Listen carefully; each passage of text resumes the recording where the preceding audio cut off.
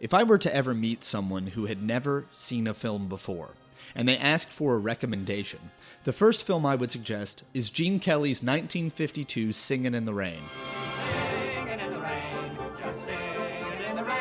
Though garnering a tepid reception upon its release, Singin' in the Rain has come to be known as not only the greatest movie musical of all time, but one of the greatest films ever made. And it isn't hard to see why. Singin' in the Rain is the gold standard of the classic Hollywood musical. It's light, clever, charming, and nothing short of spellbinding. Gene Kelly, Donald O'Connor, and Debbie Reynolds glide, tap, and bound through this film with infectious grace. Many of the numbers have been parodied, referenced, and memorialized. Though honored, emulated, and imitated, nothing has ever come close to the cinematic perfection of this film. Singin' in the Rain began as a series of disparate song and dance numbers which a story was written around. This may not sound like the recipe for a great work of art, and indeed there are countless other films built around dance numbers, events, or fights, which may have great spectacle, but are never as satisfying. Unlike traditional musicals, the numbers in Singin' in the Rain also have no, that is, zero, bearing on the story at all. We learn nothing about the characters, nor is the plot advanced by any of the songs. This song is just a tongue twister.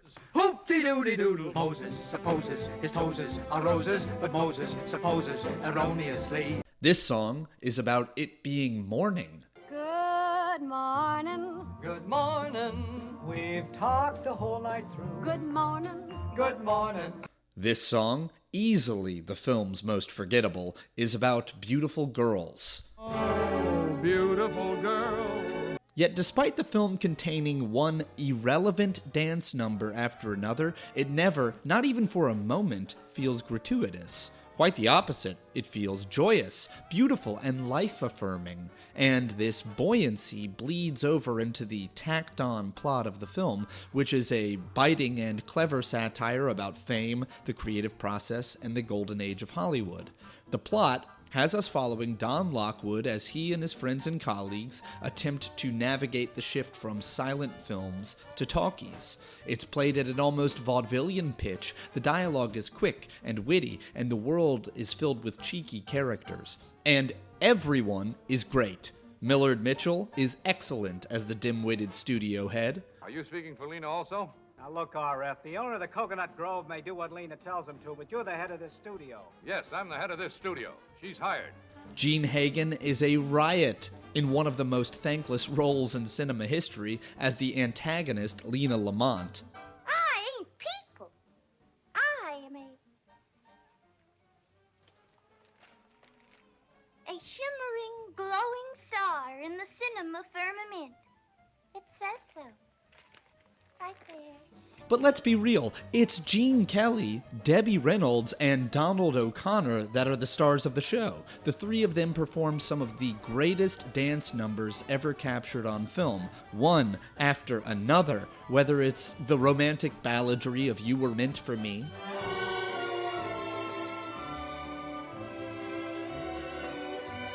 the absolutely insane 13-minute Broadway melody, or the arguably more insane virtuosic mania of Make 'em Laugh. Make 'em laugh. It's haymaker after haymaker after haymaker. But hold on. So what? Just because a movie has great spectacle doesn't make it a great movie. How can a film contrived around a bunch of unrelated and superfluous dance pieces share the same space in the canon of film as highly considered and diligently crafted, innovative films like Citizen Kane, Rashomon, or 2001: A Space Odyssey? What could a film like Singin' in the Rain possibly teach us about the human condition?